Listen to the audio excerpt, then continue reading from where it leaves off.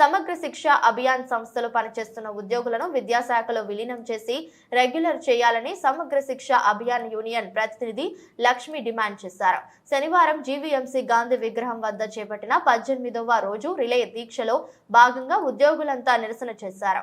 అనంతరం వారు మాట్లాడుతూ తక్షణమే రాష్ట్ర ప్రభుత్వం ఉద్యోగులకు హెచ్ఆర్ పాలసీ అమలు చేయాలని, కాంట్రాక్ట్ అవుట్సోర్సింగ్ ఉద్యోగులకు సుప్రీంకోర్టు తీర్పు ప్రకారం సమాన వేతనం అమలు చేయాలని, పదవి విరమణ వయస్సు 62 ఏళ్లకు పెంచాలన్నారు. వేతనంతో కూడిన మెడికల్ లీవ్లు మంజూరు చేయాలని, మెరుగైన హెల్త్ స్కీమ్ అమలు చేయాలని కోరారు.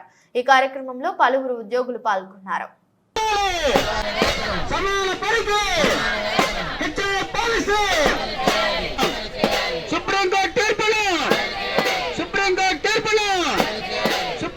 విద్యాశాఖలో విలీనం చేయాలి.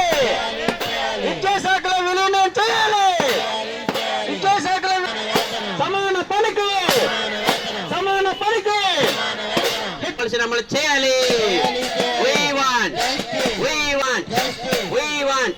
ప్రభుత్వం మొండి వైఖరిని వెంటనే విడనాడాలి.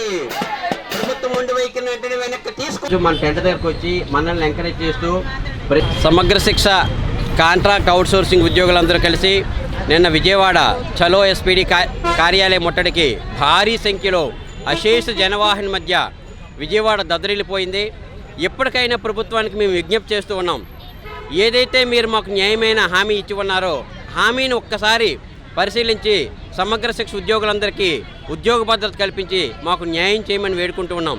నిన్న విజయవాడలో చూస్తే చంటి పిల్లలతో అనారోగ్యాన్ని కూడా లెక్క చేయకుండా పక్కన పెట్టి వృద్ధుల నుంచి చిన్న పిల్లలతో మహిళలు అధిక సంఖ్యలో ఈ కార్యక్రమాలను భాగస్వామి అయ్యి కార్యక్రమాన్ని విజయవంతం చేశారు. అయితే ఎస్పీడీ గారు ఇంకా మొండి వైఖరి ఇంకా వదలడం లేదు. హెచ్ఆర్ పాలసీని మీకు పరిశీలిస్తాము, కమిటీని వేస్తాము, మీకు హెచ్ఆర్ పాలసీని అమలు చేయడానికి మేము చూస్తామన్నట్లు మాట్లాడుతున్నారు. ఎప్పటికైనా ప్రభుత్వం అధికారులు తక్షణ చర్యలు చేపట్టి మీకు ఏదైతే మీరు మాకు హామీ ఇచ్చి ఉన్నారో దాన్ని మాకు ఇంప్లిమెంట్ చేయమని మేము అందరం కూడా విజ్ఞప్తి చేస్తూ ఉన్నాము.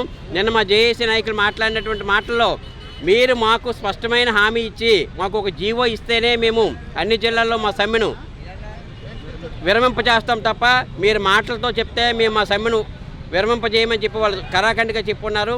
ప్రభుత్వం వెంటనే ఏదైతే ఒక హెచ్ఆర్ పాలసీని అమలు చేస్తామన్నదో దాని మీద 2-3 రోజుల్లో చర్యలు తీసుకొని ఒక జీవో రూపంలో మాకు ఇచ్చి హెచ్ఆర్ పాలసీని అందరికీ అమలు చేస్తామని ప్రకటన చేసినంత వరకు ఎక్కడ కూడా సమ్మె విరమింపబోమండి.